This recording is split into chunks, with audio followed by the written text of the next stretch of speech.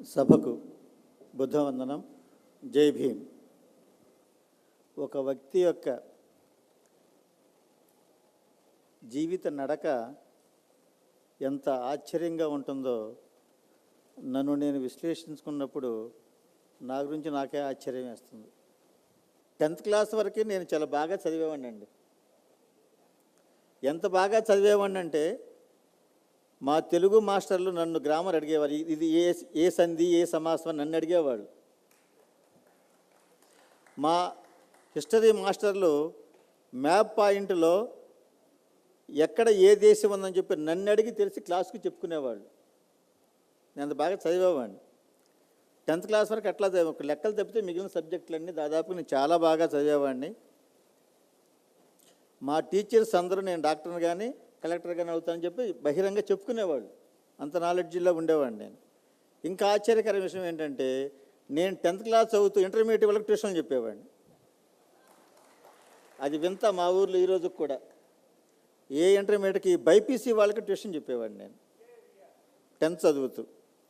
కానీ 10th class తర్వాత ఇంటర్మీడియట్లో చేరిన 3 నెలలకి దివిసీమ ఉప్పెన రావటం వల్ల నేను ఇక్కడ శవాలను తొలగించే కార్యక్రమానికి వెళ్ళటం వల్ల అక్కడ నాకు విప్లవకారులతో పరిచయం ఏర్పడి సమాజాన్ని మార్చాలి, చదువును కాదని చెప్పిన చదువు నేను పూర్తిగా మానేశాను. ఈ మధ్య నేను ఒకటి చెప్పాను, ఇదే అంబేద్కరిజం అయితే నువ్వు చదువు మానొద్దు, చదువు అని చెప్పేది.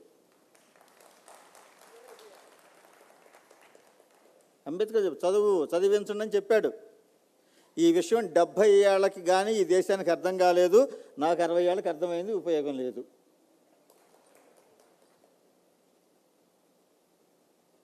అలా విద్యను నేను అకాడమిక్ చదువుకి దూరమైనా కానీ పుస్తక పఠనానికి మాత్రం ఎప్పుడూ దూరంగా లేను.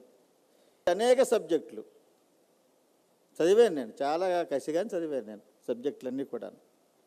ఎన్ని చదివినా కానీ అంబేద్కర్ వాల్యూమ్స్ చదివిన తర్వాత కలిగిన ఎన్లైట్మెంట్ వేరు నాలో. అంబేద్కర్ మీద మా ఎమ్మెల్యే నాగేశ్వరరావు గారు నాకు 5వ తరగతి 6వ తరగతిలో ట్యూషన్ చెప్పిన మాస్టర్ గారు అంబేద్కర్ గురించి చాలా గొప్పగా చెప్పేవాడు. ఆయన మహామేధావిరా, చాలా చదివాడని చెప్పాడు. అట్లా ఒక ఉత్తేజాన్ని కలిగించాడు. కానీ అంబేద్కర్ పట్ల అలాంటి గుడ్డి ప్రేమ ఉంది నాకు. మా మాస్టర్ గారు చెప్పాడు కాబట్టి అంబేద్కర్ చాలా గొప్పవాడని. కానీ ఆయన వాల్యూమ్స్ చదివిన తర్వాత ఈ ప్రపంచంలో ఈ చదవకుండా ఎవడూ మనిషిగా మిగలడు అనిపించింది నాకు. అప్పుడే నేను ఈయన వేదాలు అంటాడు, ఉపనిషత్తులు అంటాడు, దర్శనాలు అంటాడు, ఏమిటిది అంబేద్కరు అని చెప్పని వేదాలు, ఉపనిషత్తులు, షడ్దర్శనాలు చదువుకున్నా. కేవలం అంబేద్కర్ వల్లే.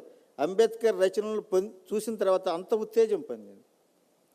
ఓహో, ఈ వ్యవస్థని వ్యతిరేకించవలసిన బాణాలు ఈ గ్రంథాల్లోనే ఉన్నాయి.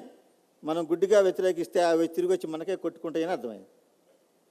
అందుకనే మహిళా బిల్ సందర్భంగా అంబేద్కర్ పార్లమెంట్లో చేసిన ఉపన్యాసం విని సర్వేపల్లి రాధాకృష్ణ వచ్చి అంబేద్కర్ని కౌగిలించుకున్నాడంట. ఇన్ని గ్రంథాలు ఎప్పుడు చదివాయా, ఇందులో నాకు కొన్ని పేర్లే తెలియదు అన్నాడు సర్వేపల్లి రాధాకృష్ణ గారు. కాబట్టి జ్ఞానం ఎప్పుడు కూడా విలువనిస్తుంది, మనిషిని బ్రతికిస్తుంది. ఈరోజు నాకు ఇక్కడ అవకాశం ఇచ్చింది జ్ఞానం మాత్రమే. చదువు చదివించు అన్న అంబేద్కర్ నినాదం మాత్రమే నన్ను ఎక్కడో మారుమూలన గ్రామం నుంచి హైదరాబాద్కు లాక్కొచ్చి. అలా నేను ప్రగాఢంగా అంబేద్కర్ యొక్క జ్ఞానశక్తికి, ఆయన విశ్లేషణకి, అసలు ఒక విషయాన్ని విశ్లేషించేటప్పుడు ఎన్ని కోణాల్లో విశ్లేషించాలో చాలా ప్రభావం వేశారు అంబేద్కర్ యొక్క రచన నాకు తెలుగులో. దురదృష్టం కొద్దీ నాకు ఇంగ్లీష్ పెద్దగా రాకపోవటం వల్ల ఎక్కువ చదవలేకపోయాను. నేను తెలుగులో వచ్చినవి మాత్రమే చదవగలిగాను. అలాగే సైన్స్ పట్ల మక్కువ, ఖగోళ శాస్త్రం పట్ల మక్కువ, అన్నీ చాలా గ్రంథాలు అవన్నీ చదివి, మళ్ళీ యాస్ట్రాలజీ, యాస్ట్రానమీ అన్నీ చదివానండి. ఇవన్నీ చదివిన తర్వాత బౌద్ధంలోకి వచ్చా. అందుకని నేను బతికిపోయా. అది బౌద్ధంలోకి వస్తే బౌద్ధం చక్కగా మల్లె పువ్వులాగా వికసించుకుని కనిపించింది అంబేద్కర్ మాదిరిగా.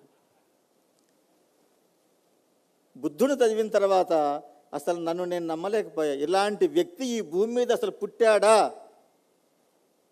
అన్ని విషయాల్ని 2600 సంవత్సరాల క్రితం ఎన్ని టెక్నాలజీ విషయాలండి, ఎన్ని సామాజిక విషయాలు, ఎన్ని సైంటిఫిక్ విషయాలు, ఎంత శాస్త్రీయ పరిశీలన, ఎంత శాస్త్రీయ దృక్పథం, ఎంత తేలిగ్గా చెప్పటం. బుద్ధుడనే వ్యక్తి, బుద్ధుణ్ణి పూర్తిగా చదివితే బుద్ధుడనే వ్యక్తి ఈ భూమి మీద పుట్టాడని ఎవరు నమ్మరు అసలు.